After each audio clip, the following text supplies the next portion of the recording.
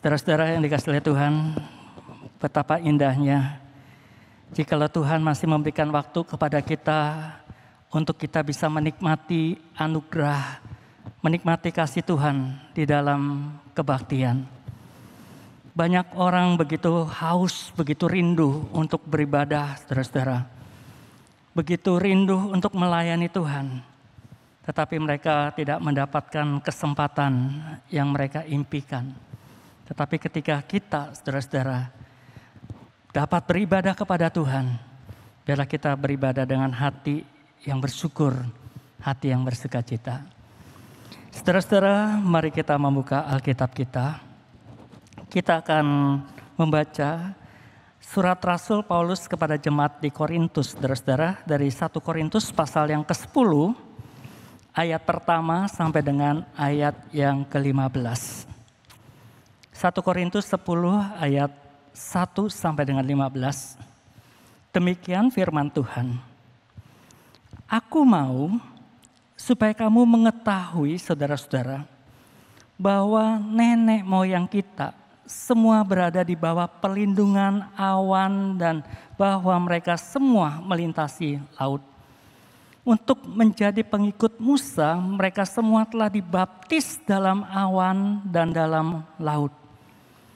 Mereka semua makan makanan rohani yang sama. Dan mereka semua minum minuman rohani yang sama. Sebab mereka minum dari batu karang rohani yang mengikuti mereka. Dan batu karang itu ialah Kristus. Tetapi sungguh pun demikian, Allah tidak berkenan kepada bagian yang terbesar dari mereka. Karena mereka ditewaskan di padang gurun. Semuanya ini telah terjadi sebagai contoh bagi kita untuk memperingatkan kita supaya jangan kita menginginkan hal-hal yang jahat seperti yang telah mereka perbuat. Dan supaya jangan kita menjadi penyembah-penyembah berhala sama seperti beberapa orang dari mereka. Seperti ada tertulis, maka duduklah bangsa itu untuk makan dan minum, kemudian bangunlah mereka dan bersukaria. Janganlah kita melakukan percabulan seperti yang dilakukan oleh beberapa orang dari mereka.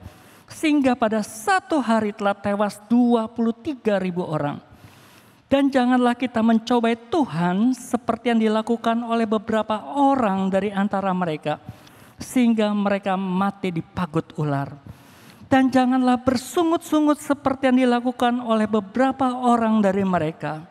Sehingga mereka dibinasakan oleh malaikat maut.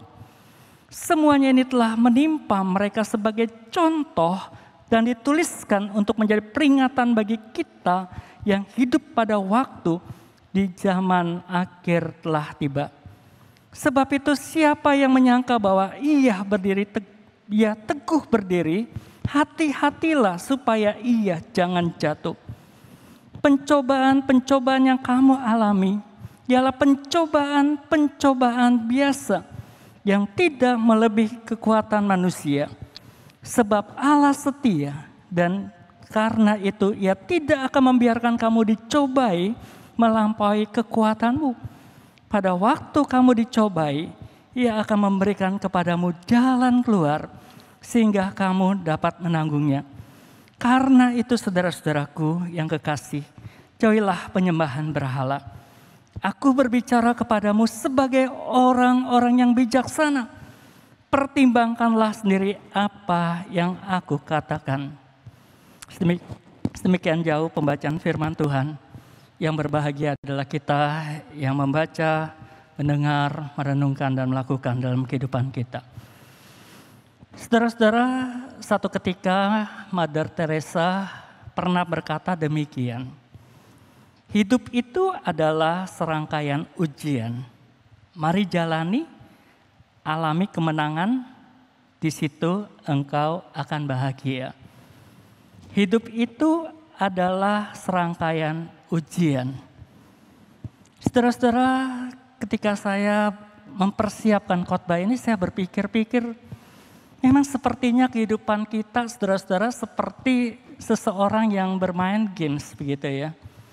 Saudara-saudara, semakin hari hidup kita, semakin tinggi level pendidikan kita, level usia kita, level pengalaman kita, dan seterusnya saudara-saudara.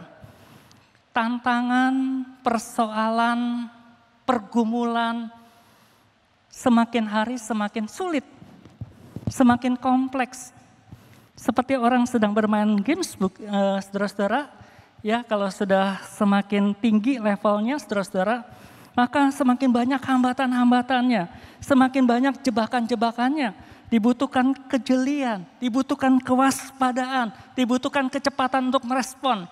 Ya, jikalau tidak, saudara-saudara, maka kita akan kalah, kita akan gugur. Dan saudara-saudara, maka permainan selesai, kemudian kita harus mulai dari awal lagi, saudara-saudara. Demikian juga dalam kehidupan kita, saudara-saudara yang dikasih. Ya, di dalam kehidupan kita, kita menghadapi tantangan, pergumulan, hampir setiap hari, saudara-saudara. Saudara-saudara, ini bukanlah satu hal yang baru. Bukankah Adam dan Hawa, saudara-saudara, di Taman Eden mereka pun mengalami pergumulan ini, mereka mengalami pencobaan, mereka mengalami godaan, mereka mengalami satu kondisi yang menguji iman mereka, yang mencobai iman mereka, apakah mereka akan jatuh atau tidak, saudara-saudara. Saudara, dalam kehidupan kita sehari-hari kita mengalami pencobaan-pencobaan, mengalami ujian-ujian.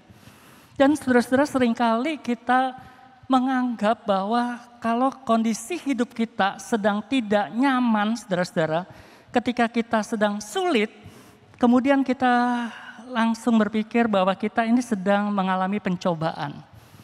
Kita sedang mengalami ujian, saudara-saudara. Saudara-saudara, saya memikirkan ya ketika mempersiapkan khotbah ini, saudara, apakah COVID-19 yang kita alami saat ini, saudara-saudara, di mana dampak pandemi ini menyusahkan kita. Saudara-saudara, apakah ini adalah ujian daripada Tuhan, pencobaan, atau satu hukuman bagi kita, saudara-saudara? Saudara, bagaimana pendapat saudara? Apakah COVID-19, pandemi yang kita hadapi sekarang ini, merupakan satu ujian, satu pencobaan, atau satu hukuman?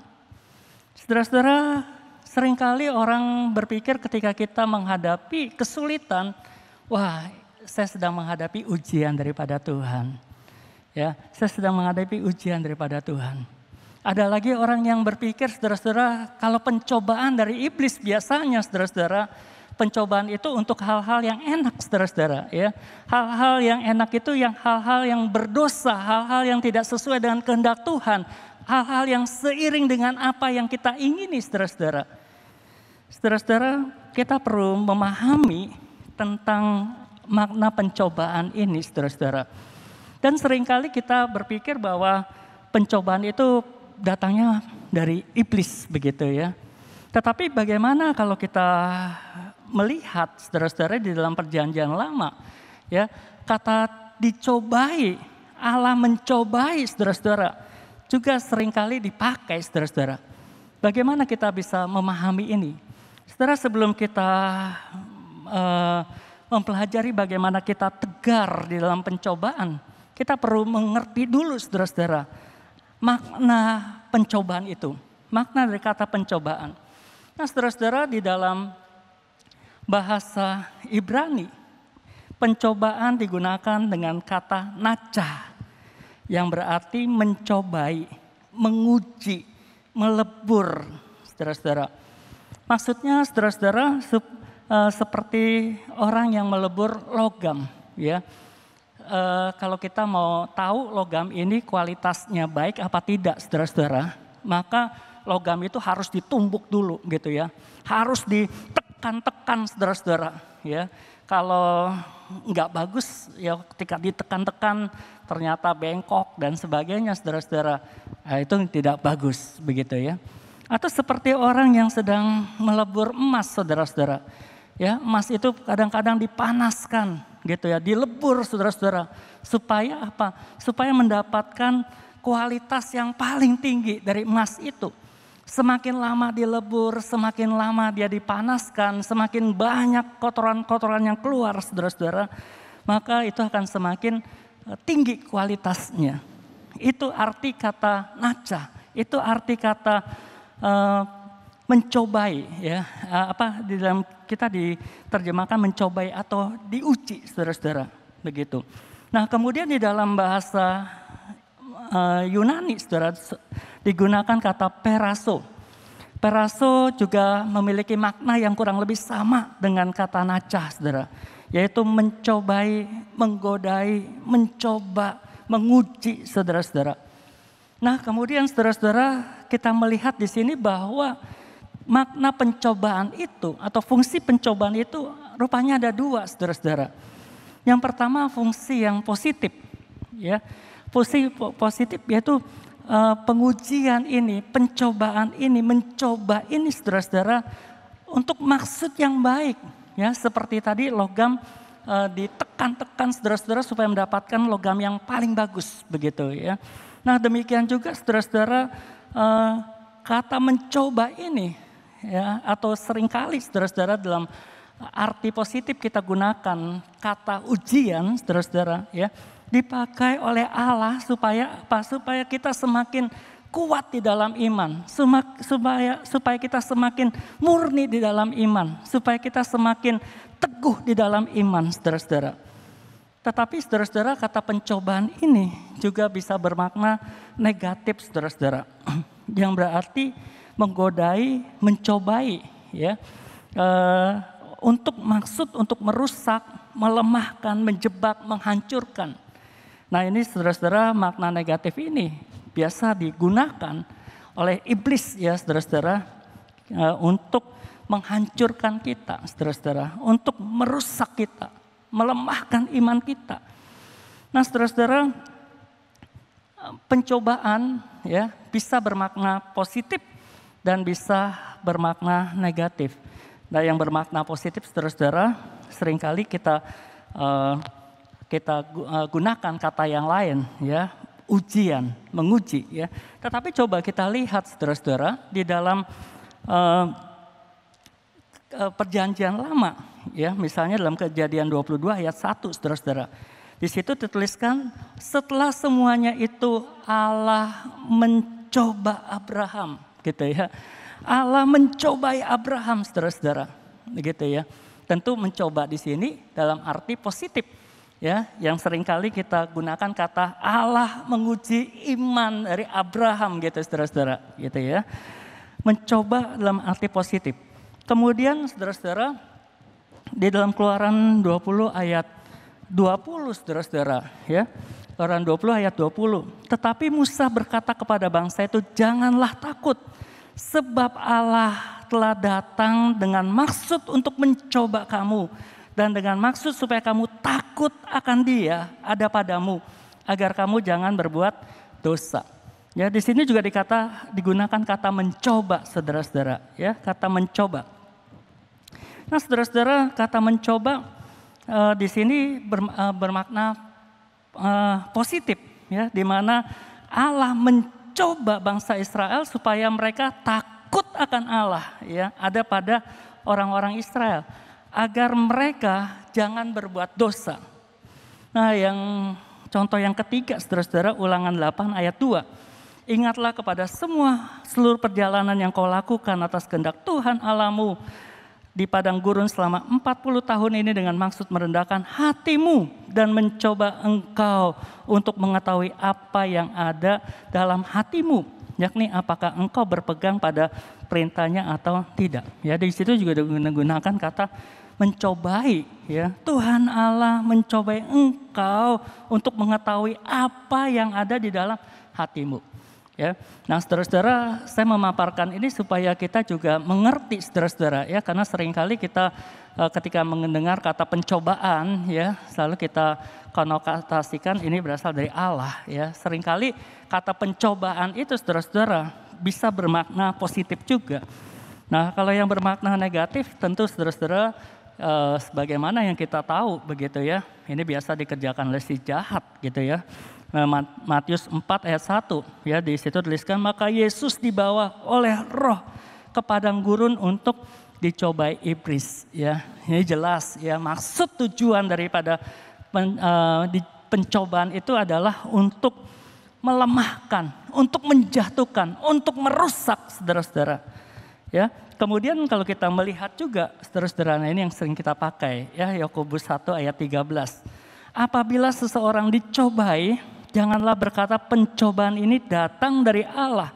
Sebab Allah tidak dapat dicobai oleh si jahat dan ia sendiri tidak mencobai siapapun ya. Nah, kelihatannya agak kontradiksi ya dengan tulisan-tulisan dalam Perjanjian Lama. Di sini dikatakan Allah tidak mencobai ya.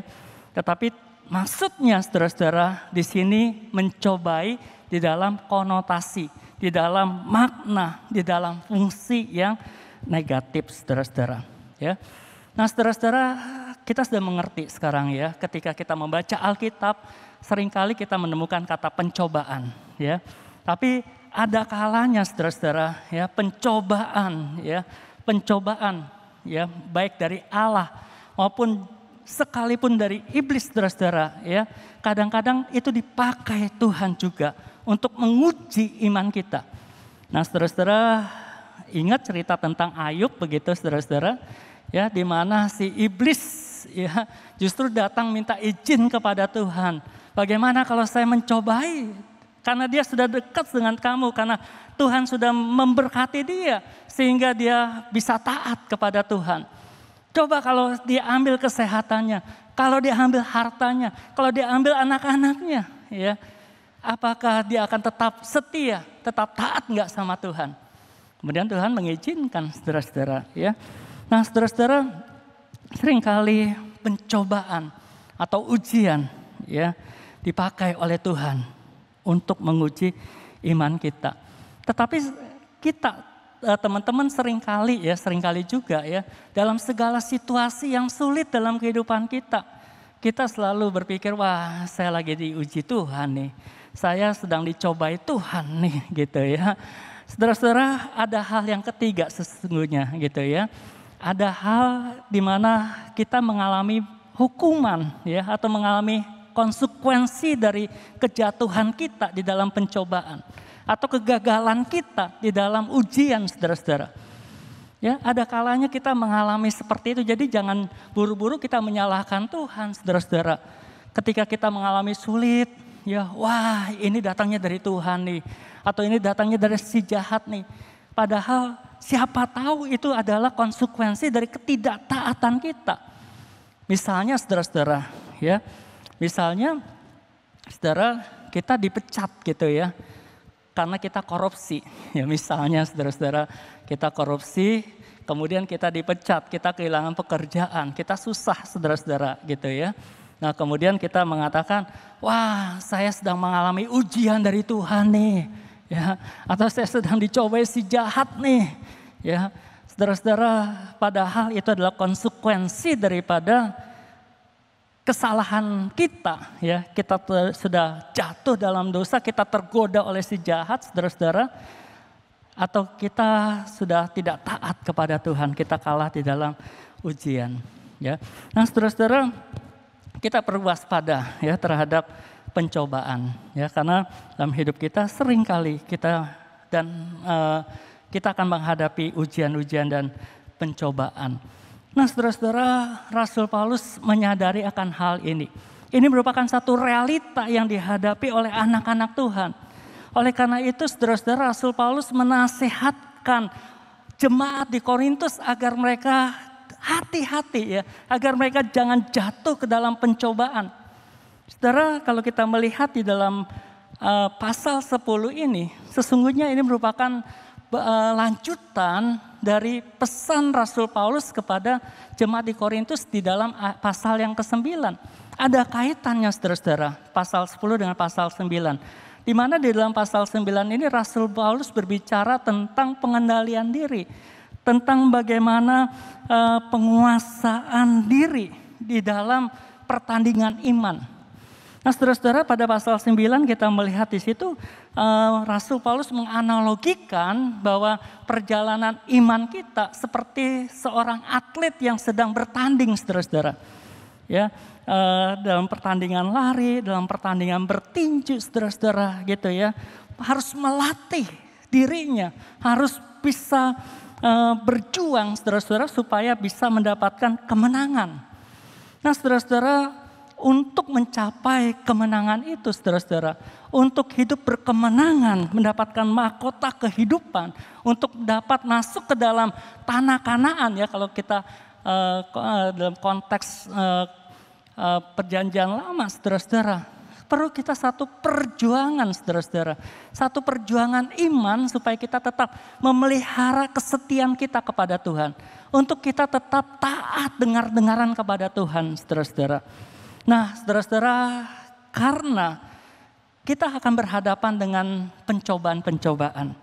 Kita menghadapi pencobaan-pencobaan. Nah, saudara-saudara, kemudian kita lihat pada ayat 1 sampai dengan 11. Di situ Rasul Paulus memberikan satu contoh dari umat Allah, saudara-saudara. Mereka umat yang dipilih oleh Allah. Mereka adalah umat yang diselamatkan oleh Allah. Mereka adalah umat yang dipelihara, dilindungi oleh Allah. Mereka adalah umat yang dekat dengan Tuhan, saudara-saudara. Tetapi mereka tidak, atau mereka gagal di dalam pencobaan-pencobaan. Nah, saudara-saudara, Rasul Paulus mendahului ayat-ayat yang tadi kita baca dengan aku mau supaya kamu mengetahui. Saudara, Rasul Paulus hendak mengatakan ini satu hal yang penting. You harus tahu, kamu harus mengerti nih. Satu realita ini kamu harus mengerti. Supaya apa? Supaya kamu jangan meniru. Supaya kamu jangan jatuh pada hal yang sama. Supaya kamu jangan mencontoh. Nih ada satu contoh. Ya, contohnya apa? Umat Allah. Ya, yang di mana Rasul Paulus menggunakan kata nenek moyang kita. Nah, saudara-saudara, kata nenek moyang kita ini ya berkaitan dengan konteks saat itu. Di mana saudara-saudara orang-orang Korintus kebanyakan mereka adalah orang-orang non-Yahudi, begitu. Banyak di antara mereka bukan keturunan langsung daripada Abraham, ya. Tetapi Rasul Paulus menggunakan kata nenek moyang kita. Maksudnya apa, saudara-saudara? Maksudnya Rasul Paulus ingin menyatakan kepada mereka walaupun kita adalah pengikut Kristus, walaupun kita ini tidak berhubungan secara langsung ya dengan darah, dengan orang-orang Yahudi, tetapi kita berkaitan ya, kita berkaitan. Adam dan Hawa umat Allah ada kaitannya dengan kita ya. Kita adalah keturunan-keturunan secara rohani dari Abraham, saudara-saudara. Ya, Rasul Paulus ingin mengaitkan bahwa jemaat di Korintus itu adalah kelanjutan daripada umat Allah, gitu ya. Kemudian saudara-saudara, Rasul Paulus ingin agar mereka jemaat di Korintus itu juga belajar ya bagaimana kegagalan daripada umat Allah di dalam menghadapi pencobaan.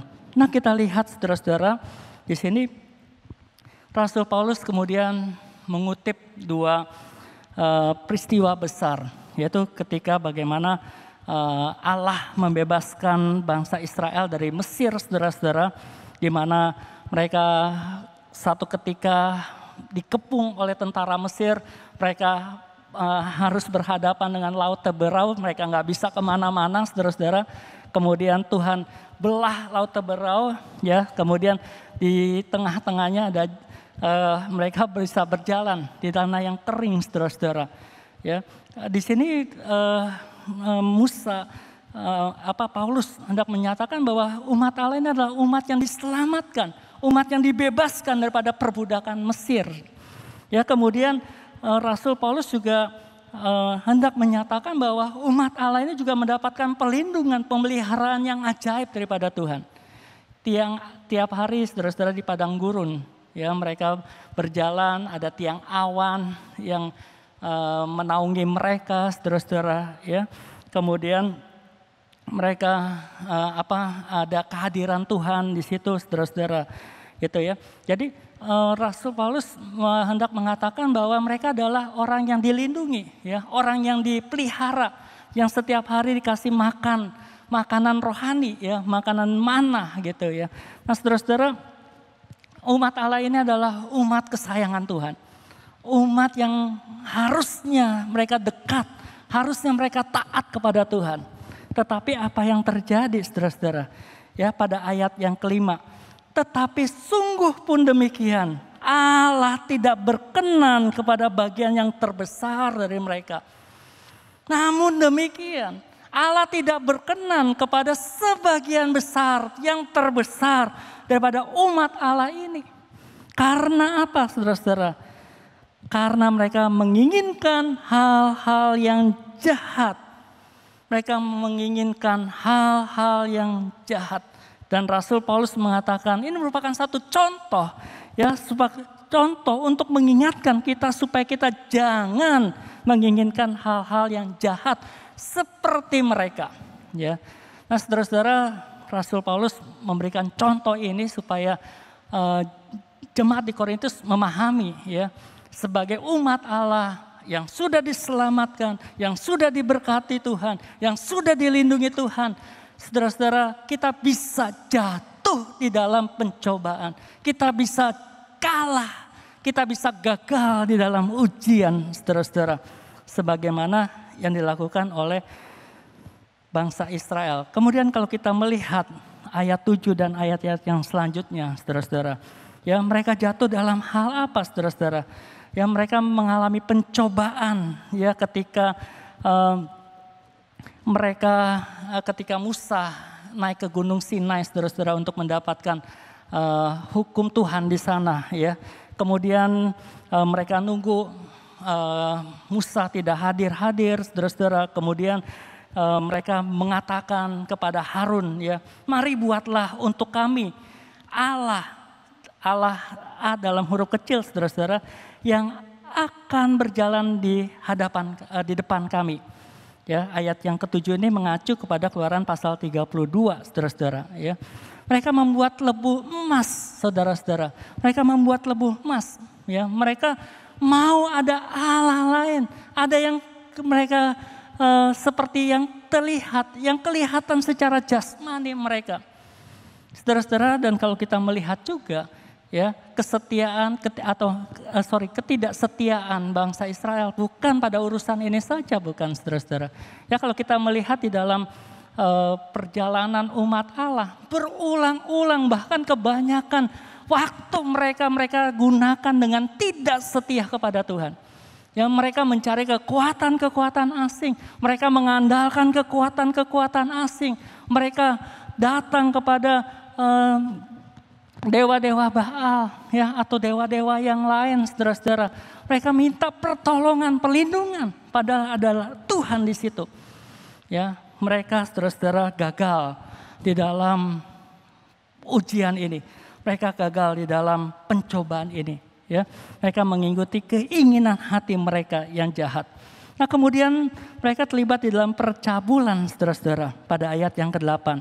Nah, kalau kita meneliti, ya, dari kita mempelajari ayat 8 ini, ya, itu merupakan satu kutipan, satu peristiwa yang disampaikan Rasul Paulus yang seperti tulis dalam Bilangan 25, saudara-saudara.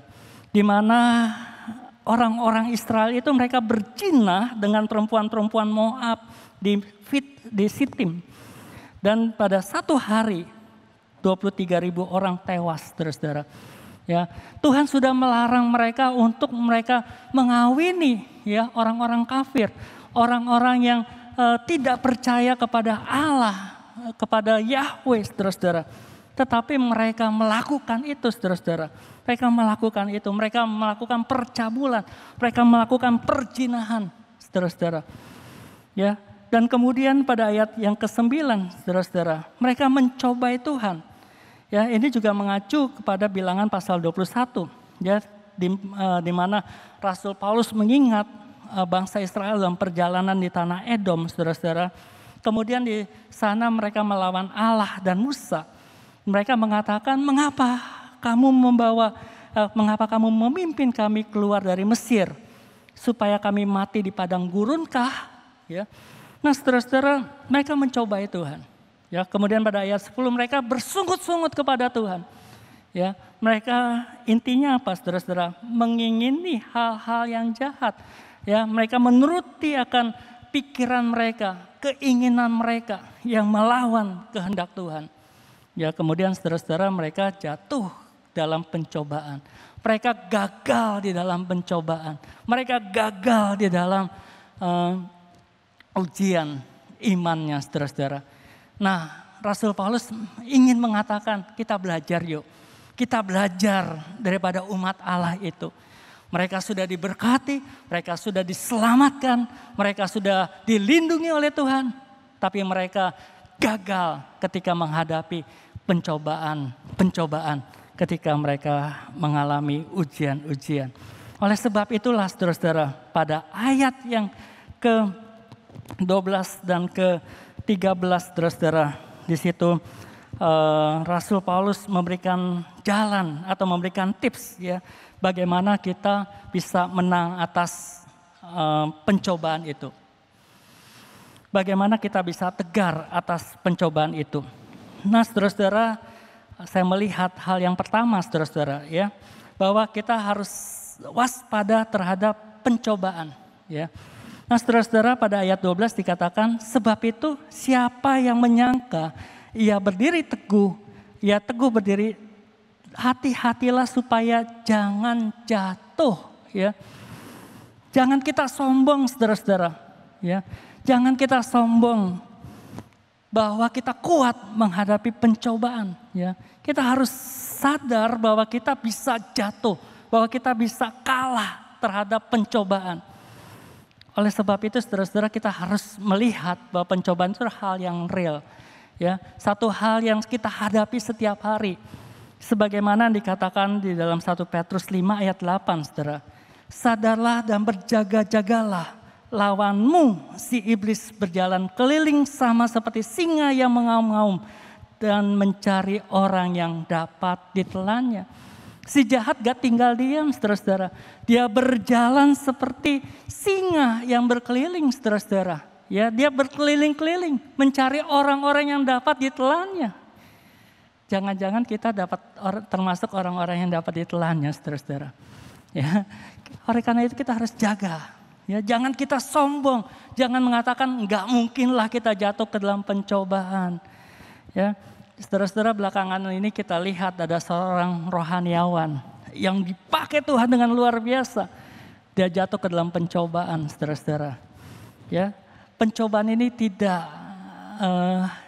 imun ya terhadap orang-orang tertentu saja, tidak, saudara-saudara. Semua orang ya bisa jatuh ke dalam pencobaan. Ya, saya bisa jatuh ke dalam pencobaan, saudara-saudara bisa jatuh ke dalam pencobaan. Ini adalah satu hal yang real, saudara-saudara. Ya, kita harus waspada terhadap pencobaan ini. Bukankah Tuhan Yesus juga berkata, saudara-saudara, berjaga-jaga dan berdoalah supaya kamu jangan jatuh ke dalam pencobaan. Ya, kita tahu Tuhan Yesus pun mengalami pencobaan, gitu ya. Dia adalah Tuhan, saudara-saudara. Dia mengalami pencobaan. Dan Tuhan mengatakan, berjaga-jagalah dan berdoalah. Hal yang pertama, saudara-saudara, kita bisa tegar, ya, kita bisa menang atas pencobaan. Waspada, hati-hati, saudara-saudara. Ya. Kemudian hal yang kedua, saudara-saudara, bagaimana kita bisa tegar dalam pencobaan. Saudara, Rasul Paulus mengatakan pencobaan-pencobaan yang kamu alami adalah pencobaan-pencobaan biasa, ya, pencobaan-pencobaan yang wajar, yang dalam taraf kewajaran begitu, saudara-saudara. Kemudian sebab Allah setia, karena Ia tidak akan membiarkan kamu dicobai melebihi kekuatanmu, ya. Jadi pencobaan yang kita alami, saudara-saudara, itu pencobaan yang biasa, yang tidak melebihi daripada kekuatan kita. Saudara-saudara, ketika kita menghadapi pencobaan, jangan kemudian kita patah semangat, ya. Kemudian kita menjadi ciut, kita kehilangan semangat, kehilangan gairah, ya, atau bahkan kita kecewa kepada Tuhan, kita meninggalkan Tuhan, kita meninggalkan ibadah kita. Saudara-saudara, banyak orang ketika menghadapi ujian di dalam hidup mereka, mereka kecewa kepada Tuhan, mereka meninggalkan Tuhan.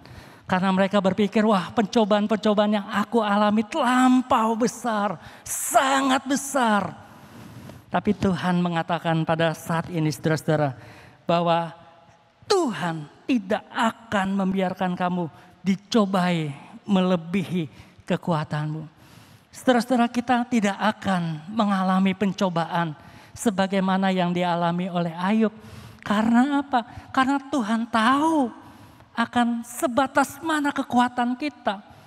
Kita tidak akan dicobai, saudara-saudara, seperti Tuhan menguji iman Abraham, saudara-saudara. Karena Tuhan tahu di mana kekuatan kita.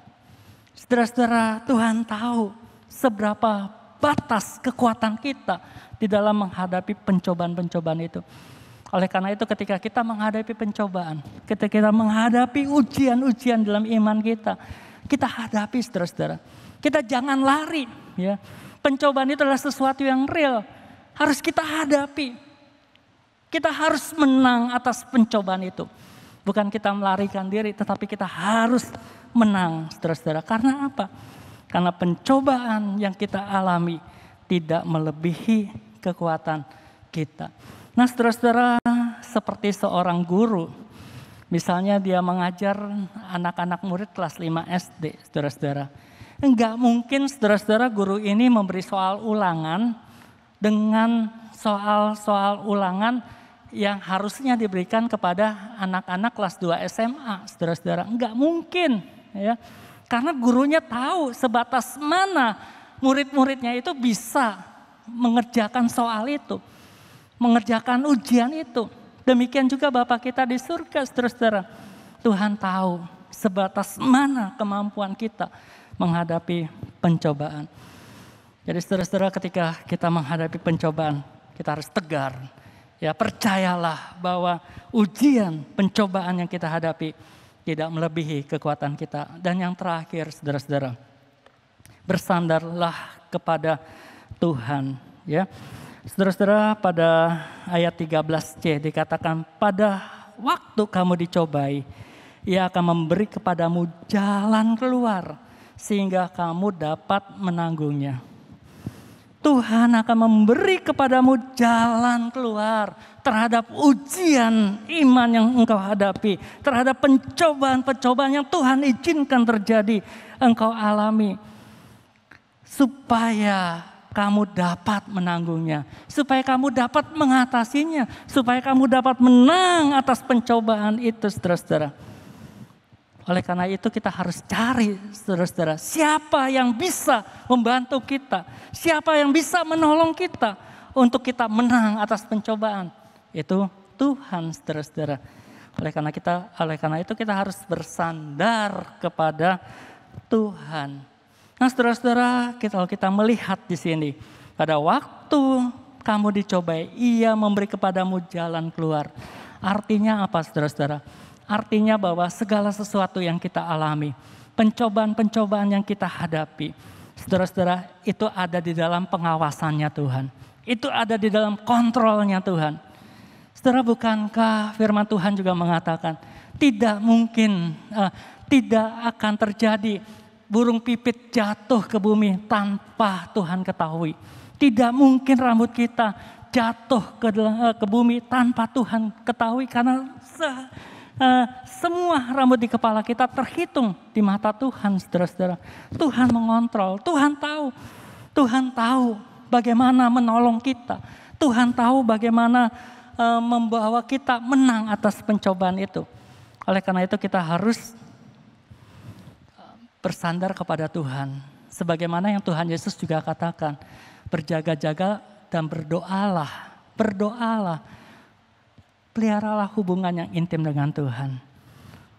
Jagalah relasimu dengan Tuhan. Senantiasa bersandarlah kepada Tuhan. Dan ingatlah juga firman Tuhan, saudara-saudara. Kalau kita melihat bagaimana Tuhan Yesus tegar di dalam pencobaan di padang gurun, saudara-saudara. Di sana Tuhan Yesus menangkis segala serangan-serangan si jahat.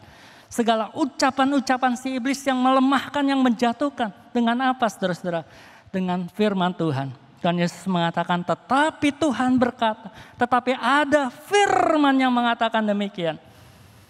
Saudara-saudara, bagaimana kita menang atas pencobaan, tegar di dalam pencobaan.